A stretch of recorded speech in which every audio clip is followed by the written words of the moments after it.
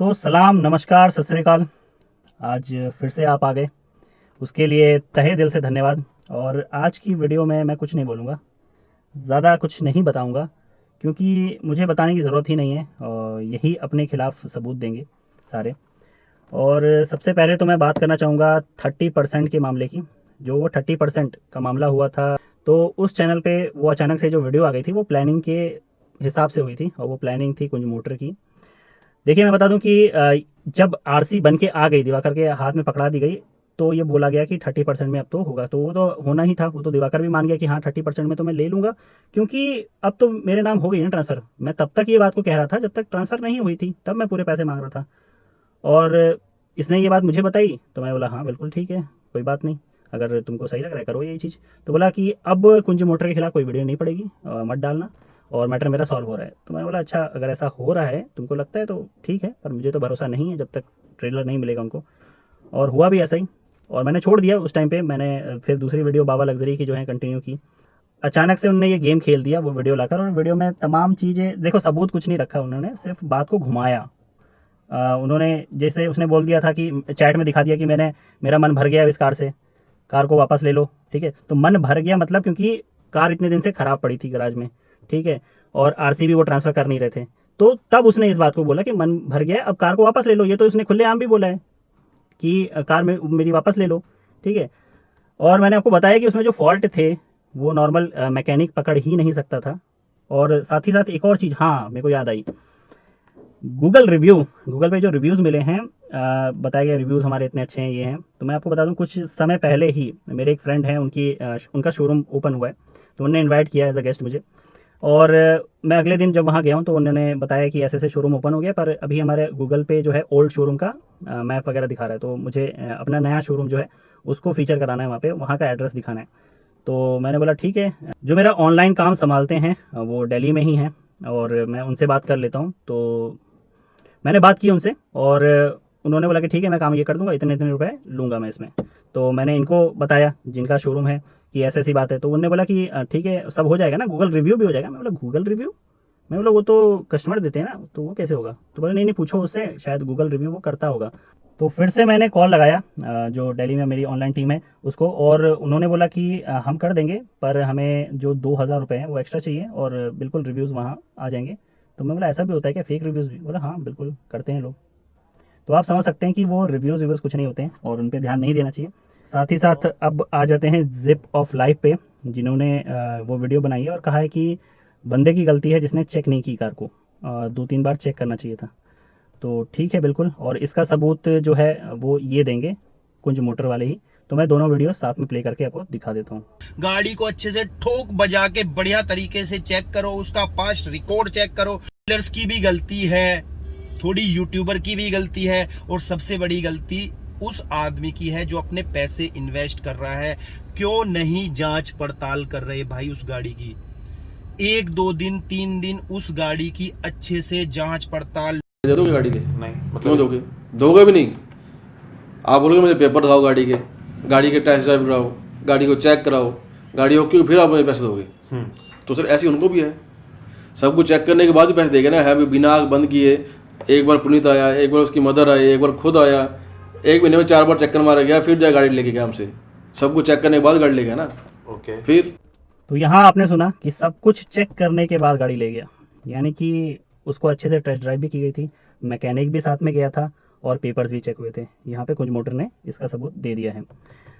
तो और साथ में जो मैकेनिक गया था, मैंने आपको बताया कि उसके बस का नहीं था, जो प्रॉब्लम थी उसके बस का नहीं था। ऑथराइज सर्विस सेंटर ही पकड़ पाते हैं इस प्रॉब्लम को, और वो भी नॉर्मल वहाँ पे ऑथराइज सर्विस सेंटर के मैकेनिक नहीं, वहाँ पे एक अलग टीम होती है जो इस प्रॉब्लम को चेक करती है। डिटेल में मैंने पिछली वीडियो में बता ही दिया, और आपको ऊपर आई बटन पे भी इसमें मिल जाएगा। और से चल रही है कि जिसमें मेरा भी नाम 1-2 जगह उछालने की कोशिश की गई, और यहाँ आपका नाम उछालने की कोशिश की गई? किसने उछाला? आपने कॉल की थी मेरे को कॉल करके धमकाया। तुमने यार इरफान की शायद नहीं बोल दिया। कौन बोल रहा है अपना? अरुण खत्री बोल रहा हूँ दिल्ली से। आप वो समझ गया, डराया। मेरे खिलाफ एक केस करेगा। हाँ बताइए। केस का फोन आया मेरे पास, और और उसने मेरे को गाली दी। सब कर लिया, मैं फिर भी यकीन नहीं किया वो आप ही हो, क्योंकि आप पिए हुए थे उस टाइम में, ठीक है। इरफान चौधरी भी साथ में था, पता नहीं वो पिया हुआ था क्या नहीं, वो मैं नहीं बोलूँगा, क्योंकि जितने भी लोग वहाँ पे मेरे को डरा धमका रहे थे, एक नहीं थे, 4-5 बंदे थे, आप फ़ोन यहाँ से वहाँ दे रहे थे सबको, तो सब जो डरा रहे थे सब पिए हुए थे, ये तो मेरे को पता था। और उसके बाद मैंने तब भी आप पे भरोसा किया, मैंने आपको मैसेज किया, टेक्स्ट मैसेज किया कि सर प्लीज़ मुझसे बात कर लीजिए और मैं आपको ये मैटर पूरा समझाना चाहता हूँ, एक बार बात तो कर रही है। मैं बोला चलो मैं गाली खा लूँ पर किसी बंदे का भला हो जाए वही ज़्यादा सही है। तो जब आपने दोबारा कांटेक्ट नहीं किया, आपको ऐसा लग रहा होगा कि मैंने ही तो धमकाया था, पर ये क्यों ऐसा मैसेज कर रहा है, तो मैंने फिर आपको कांटेक्ट किया अगले 2 दिन बाद, और वहाँ पे आपने चिल्लाना शुरू कर दिया मेरे पे, ठीक है, उल्टा सीधा मेरे को बोलना शुरू कर दिया बहुत ज़्यादा, ठीक है। मैंने आपको शांत कराया, सर सॉरी सर, आपका आप मेरे गुरु हो, आप मेरे ये हो, मैंने खूब आपको चढ़ाया, ठीक है, और तब जाके आप शांत हुए हो। और फिर आपने बोला कि यार देखो ये क्या है वो क्या है, यूट्यूब कम्युनिटी होती है, यूट्यूब कम्युनिटी में बना के चलना चाहिए। मैं बोला यूट्यूब कम्युनिटी आप बेचता है वो अच्छी बेचता है, लड़ाई बजी रहेगी यूट्यूबरों की, इनको कोई घंटा फर्क नहीं पड़ता, एक दूसरे की टांग खींचते रहेंगे। ये भाई अपने व्यूज पाते हैं, अपना काम निकालते हैं और चलते बनते हैं। ऐसी कौन सी कम्युनिटी होती है मेरे पास, मेरी नॉलेज में ये सब चीज़ें नहीं है यूट्यूब कम्युनिटी।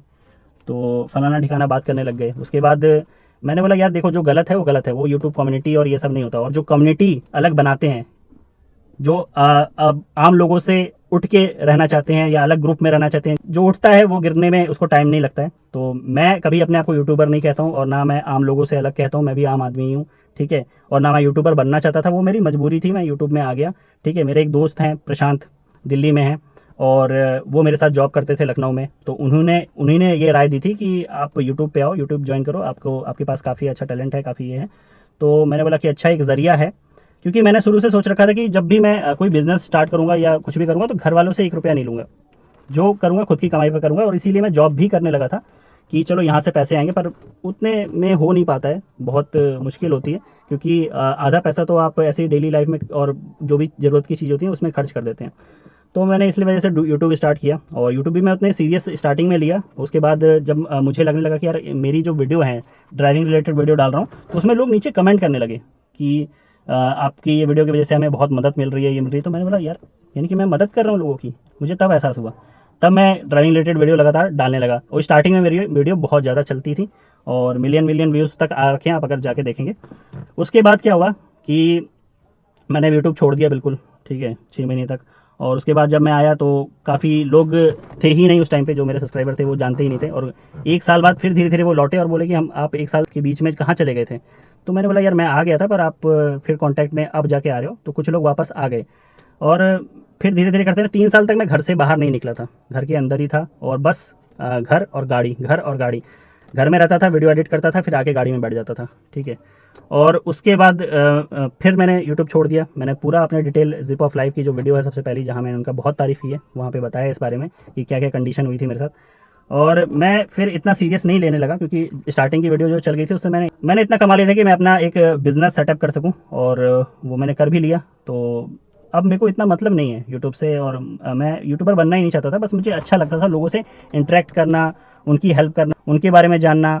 तो बस इस वजह से मैंने यूट्यूब ज्वाइन किया था। और उसके बाद जब मुझे घर में रह के 3 साल तक बहुत ज़्यादा अजीब सा लगने लगा, तो मेरे जो और फ्रेंड्स हैं जो कि यार देखो घर में रह के कुछ नहीं होगा, चलो बाहर निकलते हैं, कुछ वीडियोस बनाते हैं बाहर भी। तो अब तक ठीक ठाक जो है सब्सक्राइबर बन चुके थे, तो बाहर कंपनी भी जुड़ने लगी और वो भी मिलके काम करने लगी। तो इसमें क्या हुआ कि मुझे थोड़ा अच्छा लगने लगा। व्यूज़ भले ही कम हो रहे, पर मेरे को उससे मतलब नहीं था, क्योंकि मेरे पास जो सब्सक्राइबर बेस थे, जो बेस सब्सक्राइबर थे, वो क्या था कि वो ड्राइविंग रिलेटेड वीडियो ही देखते थे, क्योंकि उनको ड्राइविंग से ही मतलब था। और मेरे पास और किसी तरह के सब्सक्राइबर नहीं थे। पर मुझे ऐसा लगता था कि यार चलो व्यूज़ छोड़ो, सबसे ज़्यादा ज़रूरी है कि हमें जो काम हम कर रहे हैं उसमें अच्छा लगे। तो मैंने वही किया। और मैं अब जो नई कारें लॉन्च होती हैं उनके बारे में भी दिखाता हूँ, कभी कभी अपने किसी फ्रेंड के यहाँ चले जाता हूँ, वो कोई कार मॉडिफाई करा रहे हैं तो उनको भी दिखा देता हूँ। काफ़ी कोई अपने फ़ीचर करानी चाहते हैं अपने कार की, हमने देखिए ऐसे मॉडिफाई किया, हमारे फ़ीचर कर दीजिए, तो वो भी करता हूँ मैं। तो इस चीज़ में मुझे मज़ा आने लगा, चाहे व्यूज़ कम आते थे ये होते, उससे मतलब नहीं था मुझे। और फिर ये चीज़ मैंने इनसे डिस्कस भी की जिप ऑफ लाइफ से बहुत पहले, और एक बार इनसे मैंने कांटेक्ट भी किया था लॉकडाउन में, और कॉल में उसी का इनने नाम लिया था, वो मुझे अब समझ में आया है। मैं किसी और प्रशांत के बारे में सोच रहा था, जो मैंने अभी स्टार्टिंग में जिस प्रशांत के बारे में बात की है, पर ये प्रशांत लखनऊ में ही रहता है। और पर प्रशांत से मैं मिला हूँ दया शंकर की वजह से, दया शंकर बिकम यूट्यूबर, उनकी वजह से। और अच्छी खासी दोस्ती वहाँ पे भी हो गई। और मैंने फिर लॉकडाउन में मैंने सोचा कंटेंट तो मिल नहीं रहा है, बाहर ज़्यादा निकलना नहीं है, ठीक है, तो ऐसा करते हैं किसी से कांटेक्ट करते हैं। तो मैंने कई लोगों से कांटेक्ट किया कि कोलैब वीडियो बनाइए। तो उसमें मैंने मुसाफिर भाई से भी बात किया, मुसाफिर AK जोशी। तो उन्होंने बोला कि ठीक है भाई ज़रूर बनाएंगे, पर वो किसी काम में बिज़ी थे। तो उन्होंने बोला था कि मैं ये 2-3 दिन मुझे दे दो तो मैं बनाऊंगा। तो मैं बोला ठीक है आप बिज़ी रहिए, कोई दिक्कत नहीं, मैं किसी से और से अप्रोच कर लूँगा, अगर नहीं होता है तो फिर आपको फिर से अप्रोच करूँगा। तो उन्होंने बोला बिल्कुल सही है। तो मैंने फिर ज़िप ऑफ लाइफ से बात की, तो उन्होंने तुरंत अपना नंबर दिया और मैंने कॉल किया उनको। तो उन्होंने बोला कि यार प्रशांत से मांग लेना था, तू तो प्रशांत को भी जानता है, मेरे को भी जानता है। तो प्रशांत से, मैंने बोला देखिए वो मुझे सही नहीं लगता है, अगर आपका मुझे नंबर चाहिए तो मैं आपसे डायरेक्ट मांगूंगा ना, किसी और से क्यों मांगूँ मैं, और ये सही भी नहीं है। तो उन्होंने बातें की हमारे साथ, काफ़ी डिस्कशन चली और वो कोलैब वीडियो वहाँ पे बनी थी। और जो कि अब मैंने हटा दी है, क्योंकि मुझे अब नहीं लगता सही वो चीज़, क्योंकि वो अगर बोलेंगे कि मेरे फेवर लिया था तुमने, ये दिया था, तो मैंने तुरंत के तुरंत वो वीडियो हटा दी जब ये इंसिडेंट आया मेरे सामने। और सेकेंड चीज़, जैसे ही ये वीडियो कोलैब वीडियो बनी तो मैं देखने लगा कि उनके चैनल पे जो है कुछ और वीडियोस होती थी, कुछ और टॉपिक होता था। पर जब उनने मेरी वीडियो देखी, उन्होंने देखा कि ये इसके जो ड्राइविंग रिलेटेड वीडियो हैं वो मिलियन में हैं, तो मैं भी क्यों ना वही चीज़ करूं। और सेम कंटेंट उनने उठा के अपनी वीडियो में डालना स्टार्ट कर दिया। पहले ये बिल्कुल ड्राइविंग रिलेटेड डालते थे वीडियो, पर बहुत कम, कभी कभी। तो मैं बोला फेवर अब नहीं भी ले सकते, क्योंकि वहाँ तो आइडिया तो मेरी वीडियो से ले रहे हैं, हालांकि वो कॉपी नहीं है, क्योंकि यूट्यूब उसे कॉपी नहीं मानता। किसी से आइडिया लेना, किसी से कंटेंट लेना बहुत सही है, कोई चीज़ इसमें ख़राबी नहीं है। और दयाशंकर भाई ने उस टाइम पे मुझे बताया भी था कि यार देखिए मैं तो चाहता हूँ कि इनसे दूर रहना, क्योंकि एक वीडियो तो मैंने बना ली है, पर अब आगे से इनके साथ कोई वीडियो नहीं आएगी मेरी, क्योंकि इनकी गाड़ी में 24 घंटे बोतलें पड़ी रहती हैं और ये पी के एकदम रैश ड्राइविंग करते हैं। तो इसलिए मैं दोबारा इनके साथ नहीं काम करना चाहता हूँ। हाँ, प्रशांत अपनी दोस्ती बरकरार रखना चाहता है उनके साथ, मैं उसको मना नहीं करूँगा। तो मैंने भी सोचा यार ठीक है, जो पीता खाता आदमी ज़रूरी थोड़ी ना बुरा ही हो, उसमें कोई बुराई नहीं है। रैश ड्राइविंग करता है, चलो वो गलत है, पर वो उसको खुद समझना चाहिए। और इसके साथ खुद पुलिस वाले भी हैं और इनकी जिम्मेदारी बनती है उस चीज़ के लिए। पर आपने सुना होगा वो इंसिडेंट जहाँ पे इनको यूपी पुलिस ने पकड़ा था और ये शादी में आ रहे थे, तो उसमें भी आप समझ सकते हैं किसकी गलती होगी, ठीक है। और वो ऐसा चैनल चला रहा है जिसमें उसको ड्राइविंग से रिलेटेड बताना है लोगों को, और वो ही खुद ऐसा सब कर रहा है, तो वो भी सही नहीं है। पर फिर भी मैं बोला चलो ठीक है, अगर मैं डायरेक्ट कांटेक्ट करूँगा उनसे तो शायद हो सकता है कि पता चले कि बंदा सही है, और ये सब रूमर्स हैं। देखिए मेरे नज़रिए से पीना खाना कोई गलत हैबिट तो नहीं है, हो सकता है आपकी अलग राय हो। मेरे भी फ्रेंड सर्कल में काफ़ी लोग करते हैं कैजुअली तरीके से। तो पी खा के किसी को धमकाना, डराना, रैश ड्राइव करना, हाँ ज़रूर, इसमें तो गलती है ही। सभी गाड़ियां जेन्युइन नहीं होती, कुछ गाड़ियां एक्सीडेंटल होती हैं, कुछ में कागजों में फ्रॉड होता है, इनकी कुछ गाड़ियों में गड़बड़ होगी ही होगी, और कोई ना कोई उसमें ठगा जाएगा। अब डीलर को तो कच्चा माल भी बेचना है, पक्का भी बेचना है। अब यूट्यूबर का काम हो गया पैसे लेके वीडियो बना दी, भाई वो गारंटी नहीं लेता है कि भाई इस गाड़ी को खरीदोगे तो मैं जिम्मेदारी ले रहा हूं। अब डीलर पैसे दे दिए, उसने सोचा यूट्यूबर को तो भाई तूने खरीद लिया है, अब तू ये गाड़ियां बस पैसे और गाड़ी दिखाता रहे एकदम चकाचक डीलर के पास। अब कोई भी गाड़ी खरीदने चले जाओ, किसी भी गाड़ी में। तो यहाँ इनने जो बोला है वो बहुत अच्छा बोला है। इसमें इनने कुछ मोटर की गलती दिखाई है, जो भी डीलर्स हैं अदर सेकेंड हैंड कार के, उनकी गलती दिखाई है। और साथ ही साथ यहाँ पे इनने इरफान को भी गलत साबित कर दिया है, जो कि हमें अभी तक तो पता ही नहीं था। हम तो कभी उस पर क्वेश्चन उठाए ही नहीं। मेरी पुरानी वीडियो, किसी और की जिम्मेदारी नहीं लूँगा, मेरी पुरानी वीडियो उठा के देखिएगा, किसी में मैंने इरफान चौधरी पे डायरेक्ट नहीं बोला था जब तक उसने कुछ गलत कदम नहीं उठाए थे, ठीक है। मैंने यही बोला था भाई आपकी गलती नहीं है, आप फ्रंट में आओ, आप बोलो कि मेरी गलती नहीं, बाबा लग्जरी की गलती है, मेरी गलती नहीं, कुछ मोटर की गलती है, मैं तो बस गाड़ी दिखाता हूँ, उसमें मेरी गलती नहीं है। पर यहाँ पे हमें, क्योंकि अभी तक शक था सिर्फ, और यहाँ पे फैज़ भाई ने मुझे समझाया भी था कि यार पैसे लेके करता है, आप बात मानो। तो मैंने बोला था यार मेरे पास प्रूफ नहीं है, तो मैं कैसे मान लूँ। और यहाँ पे प्रूफ मिल गया कि ये पैसे लेकर ही करता था। तो ये कैसे फ्रंट में आएगा कि नहीं मेरी गलती नहीं है, कुछ मोटर की है, क्योंकि जिम्मेदारी तो इसकी बनती है अगर पैसे लिए हैं तो। और कैसे जिम्मेदारी बनती है ये भी मैं आपको बताता हूँ। देखिए इनने जो अजय देवगन वाला एग्जांपल दिया है, उसमें मैंने नीचे कमेंट भी किया है कि देखिए जब ऐड आता है तो लोगों को पता रहता है कि ऐड आ रहा है। जो सीरियल्स चल रहे होते हैं, जो चैनल से होते हैं, उनकी जिम्मेदारी होती है बताना है कि ऐड आ रहा है, उसके बाद वो ऐड चलता है। और साथ ही साथ विमल इनके नीचे इंस्ट्रक्शन लिखे रहते हैं, तो वो लोगों की जिम्मेदारी है उसे खाना है कि नहीं खाना है। अगर आप किसी ब्रांड से जुड़ते हैं कुछ है तो आपकी वो जिम्मेदारी लेनी होगी, ये कोर्ट की दलील थी। अब आ जाते हैं यूट्यूबर्स पे। इन्होंने यूट्यूबर को बहुत बदनाम किया। मेरे को समझा रहे थे यूट्यूब कम्युनिटी होती है, ये होती है।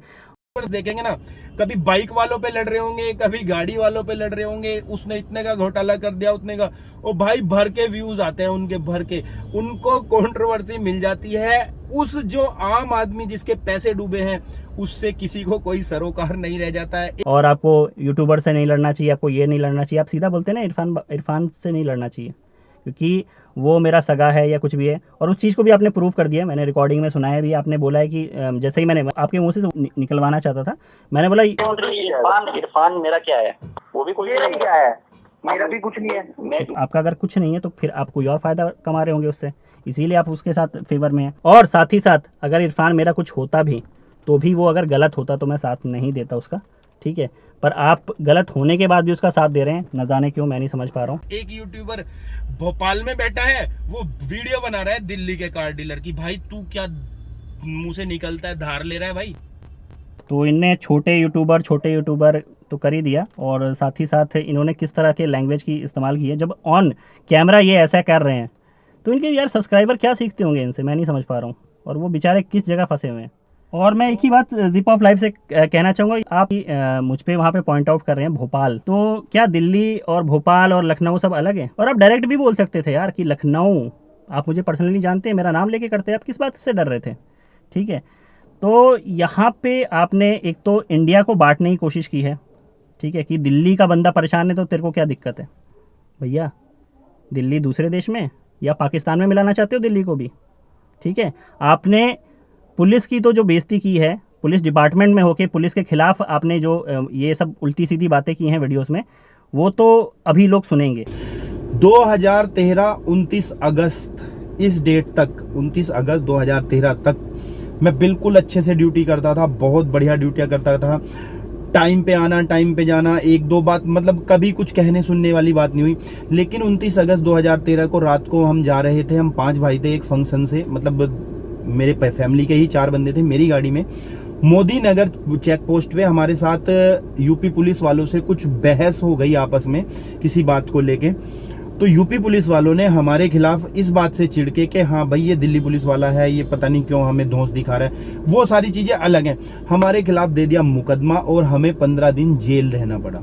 जी हाँ दोस्तों, 15 दिन जेल में रह के आए। जेल में रह के जैसे ही मैं वापस आया, अपनी ड्यूटी ज्वाइन की, तो ड्यूटी पे आते ही सबसे पहले डिपार्टमेंट ने हमें कर दिया सस्पेंड। मुझे लगा था आने के बाद कि डिपार्टमेंट हमसे कुछ ना कुछ पूछेगा, कोई सीनियर अफसर, इंस्पेक्टर, एसीपी, डीसीपी कोई बुलाएगा कि भाई क्या हुआ था, क्यों तू जेल जाना पड़ा, ऐसे क्या रीजन थे। कोर्ट में तो ये मुकदमा चलेगा, वो अलग चीज है, लेकिन नहीं हुआ ऐसा, किसी ने कुछ नहीं पूछा, सस्पेंड कर दिया। सस्पेंड करने के बाद मुझे भेज दिया कि आपको यहाँ पे जाके अपने सिग्नेचर करने होंगे डेली, अपने आई कार्ड वगैरह ये सब चीजें आप जमा करा दो और यहाँ सिग्नेचर करने होंगे। अब यहाँ से मेरा डिपार्टमेंट के प्रति जो है वो विचार बदलता चला गया। कैसा डिपार्टमेंट चलता है, जिस बंदे के पास मुझे साइन करने होते थे दोस्तों, वहां भी कुछ ना कुछ देना पड़ता है। वाह अरुण भैया वाह, आप तो बहुत बड़े यूट्यूबर निकले और बहुत बड़े कलाकार भी। पहले तो दिल्ली पुलिस बोल के 1 बिलियन सब्सक्राइबर करा लो, ठीक है, और फिर दिल्ली पुलिस की बदनामी करो और उसे लात मारो, ठीक है। और सेकंड चीज, आपने तो यहाँ तक कि गन और वर्दी का भी इस्तेमाल करने का मौका नहीं छोड़ा, जो कि इनलीगल है, सोशल मीडिया पे उसे नहीं दिखाया जाता है, पर आपने इस्तेमाल किया ताकि आपको मिलियन सब्सक्राइबर करने में देरी ना हो। दोस्तों वहां भी कुछ ना कुछ देना पड़ता है, नहीं दोगे तो आपकी एब्सेंट मार्क हो जाएगी कि हाँ ये नहीं आया है, ये नहीं आता है ड्यूटी पे। और जब मैंने एप्लीकेशंस लिखी कि भाई मुझे बहाल कर दो या रिइंस्टेट कर दो ड्यूटी के ऊपर, मेरे से उल्टा डिमांडें की गई इस तरह की कि भाई आप 3 लाख रुपए दे दोगे तो आपको तो ड्यूटी ज्वाइन करा देंगे। अरे नहीं दूंगा तो फिर मेरी नौकरी छुड़वा दोगे। तो आपने सुना, यहाँ मैंने इस वीडियो में सोच रखा था कि बिल्कुल मुझे कुछ बोलना ही नहीं है, सबूत ये अपने खिलाफ ही सब देंगे, ठीक है। और किस तरह से यहाँ पे गंदी गेम खेली जा रही है आप समझ सकते हैं। और बस यही फ़ायदा उठाया जा रहा था कि जैसे ही ये लोग शांत बैठे और हम कुछ ना कुछ यहाँ पे फिर करें, तो इसीलिए मैंने सोचा था कि वो जो लास्ट वार्निंग वाली वीडियो है वो मैं डाल दूँ। और इसमें बाबा लग्जरी का एक पॉजिटिव पॉइंट मुझे शेयर करना है आप लोगों से कि वो बंदा कुंज मोटर की तरह बेवकूफ़ी पे बेवकूफ़ी नहीं कर रहा है, ठीक है। वो सोल्यूशन ढूंढ रहा है, जिस चीज़ के वीडियो में डालते जा रहा हूँ वो वहाँ से उनकी प्रॉब्लम सॉल्व करते जा रहे हैं, तो ये एक अच्छी बात है।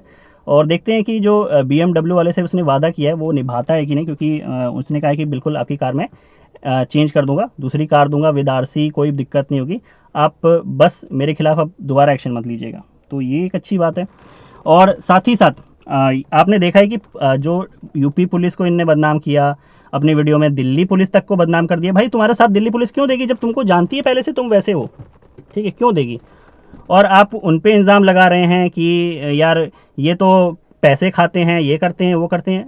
भैया पहले अपने गिरबान में देखो झाँक के, फिर दूसरे पे इल्ज़ाम लगाना। तो बस इतना कहना चाहूँगा, शायद आपका मन नहीं भरा 15 दिन यूपी पुलिस की जेल में रह के, इसीलिए आप फिर अपना इनविटेशन लेटर तैयार करवा रहे हैं। तो हालांकि वो तो केस पुलिस पे है, तो देखते हैं क्या होता है। और पुलिस ने कह ही दिया कि जैसे ये दूसरा कोई गलत कदम उठाता है तो तुरंत हम इस पर एक्शन लेते हैं। और दूसरी चीज़, अगर कोई यूट्यूबर पैसे लेकर वीडियो बना रहा है तो उसको बताना है कि ये वीडियो स्पॉन्सर्ड है, this video sponsored by this and that, जो कि अच्छे यूट्यूबर करते भी है। इससे ज़्यादा मुझे नहीं लगता कुछ कहने की ज़रूरत है। और सत्यमेव जयते। जय हिंद, जय भारत।